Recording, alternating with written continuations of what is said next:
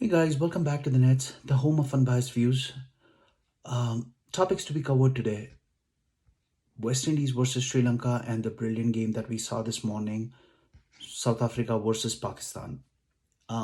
Before we go anywhere, this is Back to the Nets. This is a channel where we talk about cricket. So if you have been here before, please do hit the like button, hit the subscribe button. If you are coming in for the first time, please do hit the like button, hit the subscribe button, give us a shout out if you can. That would be super helpful.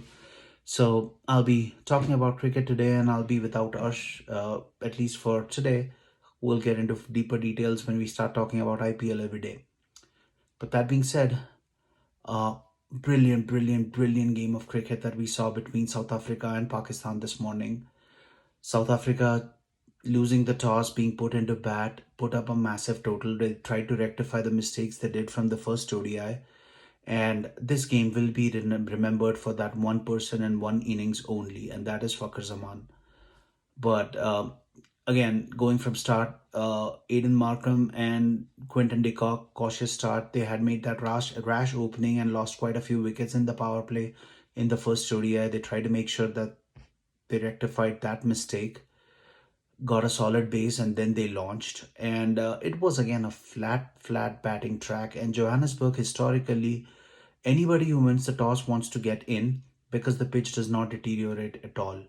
So this was the one where the famous chase of 434 had happened, this exact same pitch where Herschel Gibbs had made that monumental 174 in a chase.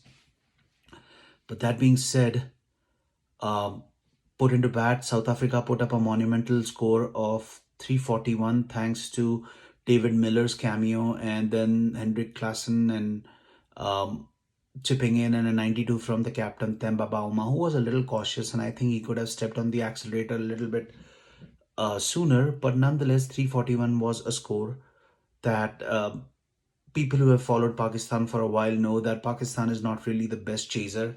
They are more than happy to defend 150, but they cannot chase small totals as well. So that being said, it was a game where Pakistan should have started cautiously, but then they lost Imam pretty early, and their in-form captain and probably the best batsman Babar Azam lost his wicket as well, trying to accelerate the score and lost his wicket.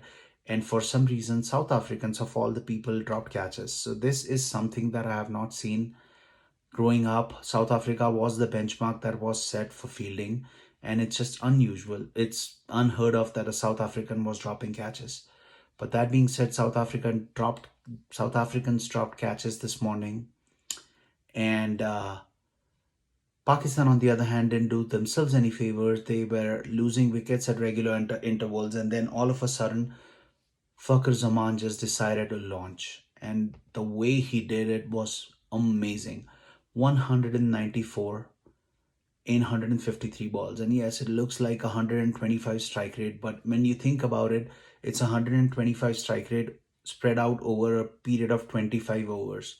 He was the only one who was giving it a chase, and it was come to that point that South Africans, even after taking seven odd wickets, were at a stage where they were worried about Fakhar Zaman, and eventually it was a run out and a little bit of deception that got Fakhar Zaman out, and we'll talk about that as well. If it should have been if it should have been uh, deception, and as per the new law, the umpire should probably recall Fakhar Zaman and penalize the fielding team with 5 runs, which would have changed the score altogether. That would have brought it down to 6 balls and 24 runs in the last over, and Fakhar Zaman on strike because it was 5 runs penalized. But for some reason that didn't happen. And again, I don't want to get into details with that because that for me does not really make sense. This game is so heavily stacked uh, towards the batsman. It's more batsman friendly, and the fielding team or the bowling team tries everything in their armory or arsenal to try to make things happen. And in Fakhar's case, Fakhar's wasn't even paying attention to the ball. So that itself is a crime, if you ask me. But nonetheless, his innings were amazing.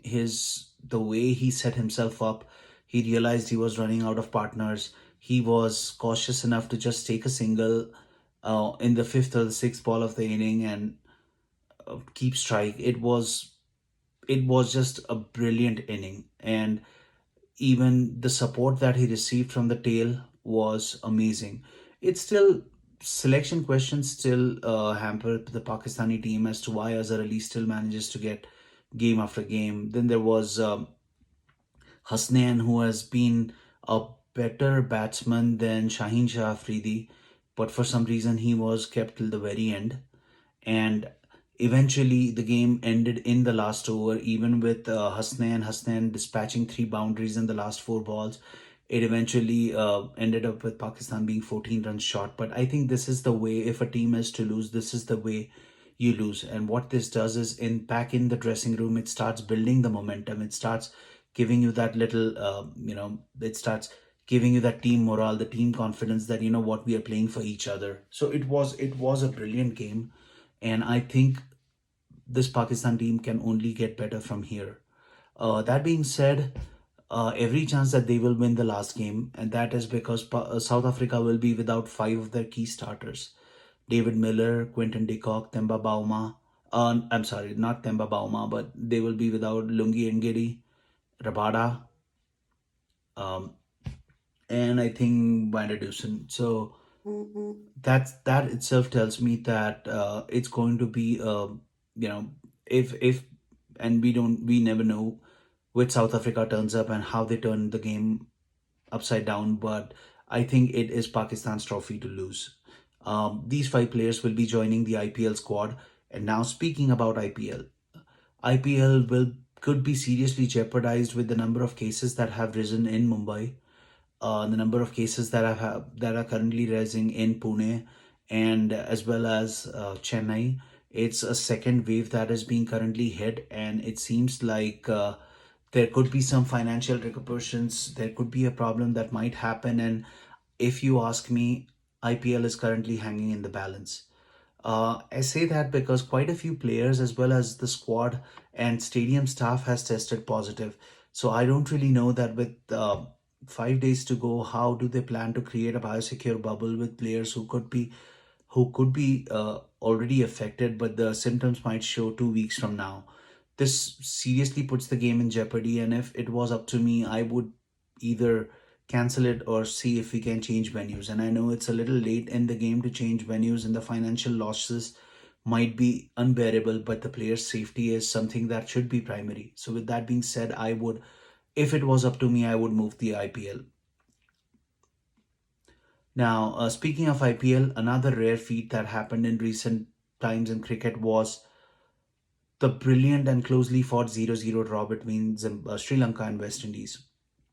And to a certain extent, I do think that it was a closely fought game, but it also shows me that there is a massive difference between the top three or four teams versus the rest of the teams. If you look at it, India, New Zealand at home, England, and Australia are currently on a different plane altogether. And then there are these other teams who probably fall in the second tier or third tier, where second tier I would say is to a certain extent South Africa, but then there is a massive gap, and then there are the rest.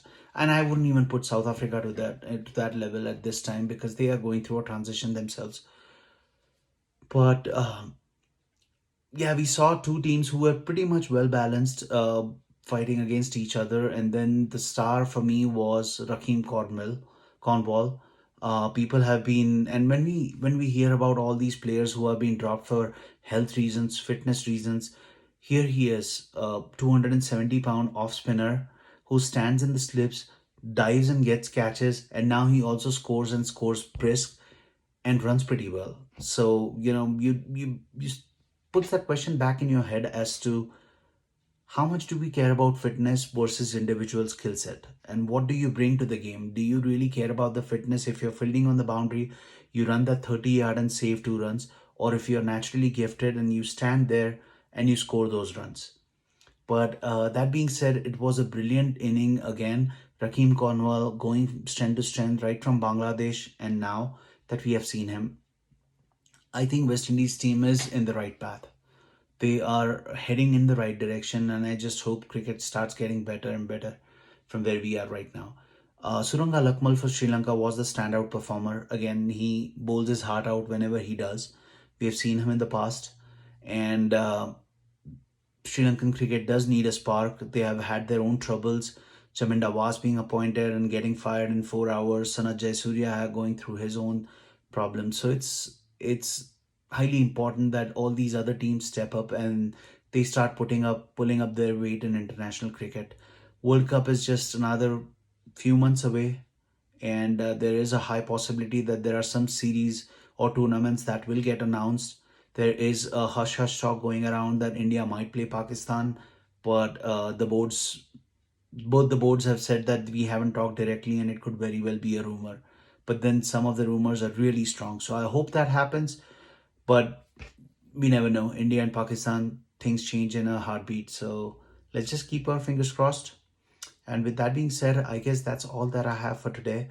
I will try to be a lot more regular now that things are looking a little bit better for me. But that's all that I have for today.